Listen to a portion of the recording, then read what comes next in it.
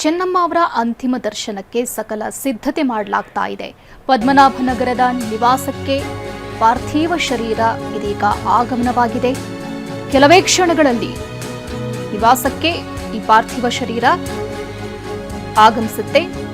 ಇನ್ನು ಬೆಳಗ್ಗೆ 11 ಗಂಟೆ ತನಕ, ನಾಳೆ ಬೆಳಗ್ಗೆ 11 ಗಂಟೆಯ ತನಕ ಅಂತಿಮ ದರ್ಶನ ಇರುತ್ತೆ.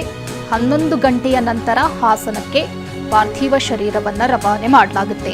ಅಂತ್ಯಕ್ರಿಯೆ ಸ್ಥಳದ ಬಗ್ಗೆ ಇವತ್ತು ನಿರ್ಧಾರ ಮಾಡಲಾಗುತ್ತೆ ಅಂತ ಪುತ್ರ ಎಚ್.ಡಿ. ಕುಮಾರಸ್ವಾಮಿ ಅವರು ತಿಳಿಸಿದ್ದಾರೆ. ಸದ್ಯಕ್ಕೆ ಇದೀಗ ಪದ್ಮನಾಭನಗರದಲ್ಲಿರುವಂತಹ ನಿವಾಸಕ್ಕೆ ಪಾರ್ಥಿವ ಶರೀರ ಆಗಮಿಸಿರೋದು. ಇಲ್ಲಿ ಸಾರ್ವಜನಿಕರ ದರ್ಶನಕ್ಕೆ ಅವಕಾಶ ಮಾಡಲಾಗಿದೆ. ಆದರೆ ನಾಳೆ ಬೆಳಗ್ಗೆ 11 ಗಂಟೆಯವರೆಗೆ ಮಾತ್ರ ಸಾರ್ವಜನಿಕರ ದರ್ಶನಕ್ಕೆ ಇಲ್ಲಿ ವ್ಯವಸ್ಥೆ ಆಗಿರೋದು. ಸದ್ಯಕ್ಕೆ ಪದ್ಮನಾಭನಗರದಲ್ಲಿರುವಂತಹ ನಿವಾಸಕ್ಕೆ ಆಸ್ಪತ್ರೆಯಿಂದ ಪಾರ್ಥಿವ ಶರೀರ ರವಾನೆಯಾಗಿದೆ. ಇಲ್ಲಿ ಸಾರ್ವಜನಿಕರು ದರ್ಶನ ಪಡ್ಕೋಬಹುದು ನಾಳೆ ಬೆಳಗ್ಗೆ 11 ಗಂಟೆಯವರೆಗೆ.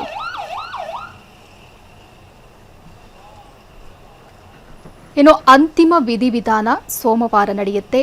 ಆದರೆ ಯಾವ ಸ್ಥಳದಲ್ಲಿ ಯಾವ ರೀತಿಯಾಗಿ ನಡೆಯೋದು ಇದರ ಬಗ್ಗೆ ಇವತ್ತು ರಾತ್ರಿ ನಿರ್ಧಾರ ಮಾಡಲಾಗುತ್ತೆ. ಕುಟುಂಬ ಸದಸ್ಯರ ಜೊತೆ ಮಾತನಾಡಿ ನಿರ್ಧಾರ ಕೈಗೊಳ್ತೇವೆ ಅನ್ನೋದಾಗಿ ಪುತ್ರ ಎಚ್.ಡಿ. ಕುಮಾರಸ್ವಾಮಿ ಅವರು ತಿಳಿಸಿದ್ದಾರೆ.